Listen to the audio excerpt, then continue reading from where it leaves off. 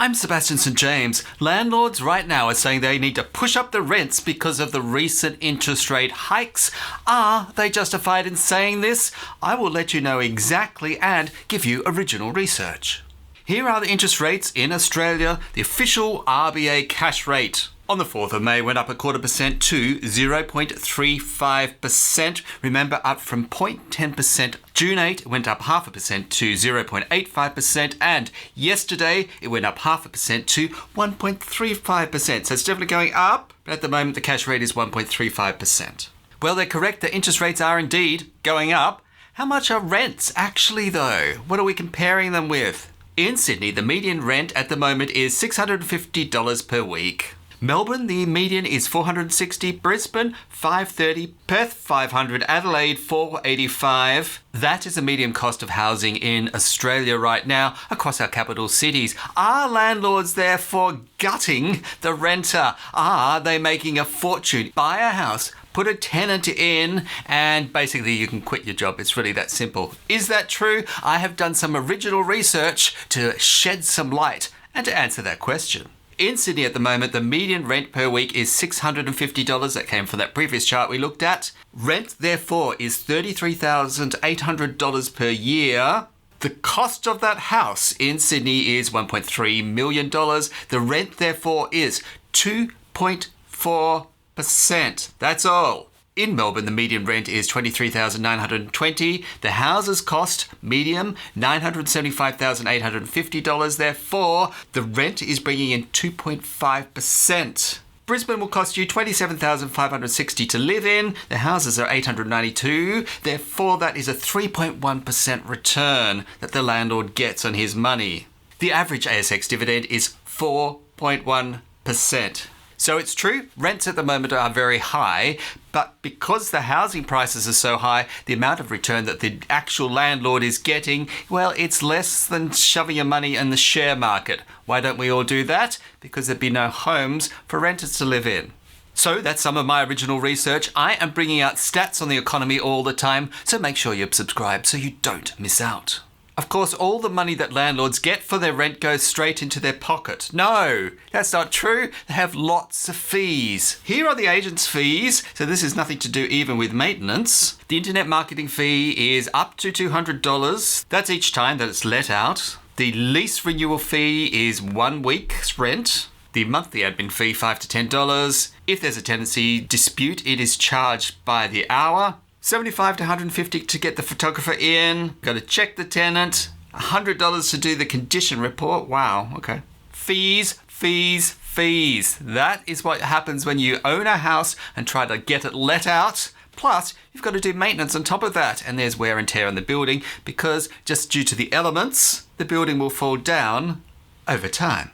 We can see how little the average landlord actually makes out of a house in Australia. Next to nothing. So obviously the rents that they are charging are also next to nothing. No, that's not true either. In Sydney, the median rent is $33,800. That came from the previous table. But the median wages is $64,948. That is 52% of rent going out on wages. How is this possible? How are people paying out 52% of their wage just on rent? Let me tell you exactly where the figures are coming from. The median rent is on housing in the capital city. We're comparing now the income across the whole state. Plus, we're only talking about houses. You can also rent units, apartments, and they will cost you less. In Melbourne, the annual rent is $23,920. The wage on median is $62,192. That is 38.5% of your rent. Brisbane, your rents are $27,000. Your wages are $58,000. That is 46.9% of your wage you will be spending on rent. Wow, that is actually a massive amount spent on rent, the big rent drain. So it's true that landlords are hardly making anything, but the average renter, well, they can hardly afford their rent, and I can see why. Just yesterday, the RBA put up their interest rates. Why? Governor Philip Lowe, can you explain yourself? Well, yes, he can. Global inflation is high. It is being boosted by COVID-related disruptions to supply chains, the war in Ukraine, and strong demand, which is putting pressure on productivity capacity. Monetary policy globally is responding to the higher inflation, although it will be some time yet before inflation returns to target in most countries. What is target in Australia? It is 2 to 3%. So Australia is just going ahead and willy-nilly putting up the price and forgetting about the rest of the world. No, it is, of course, a global problem. Prices are governed by supply and demand. So any of those out of balance will cause the prices to go up or down. What problem do we have at the moment? Well, it is the problem of supply. Why? COVID-19. Remember, in certain countries like in China, there's still lockdowns for COVID-19. People being sick means fewer hours worked in factories and fewer hours worked on the docks. Therefore, it takes longer for goods to be shipped out or unloaded at the other end.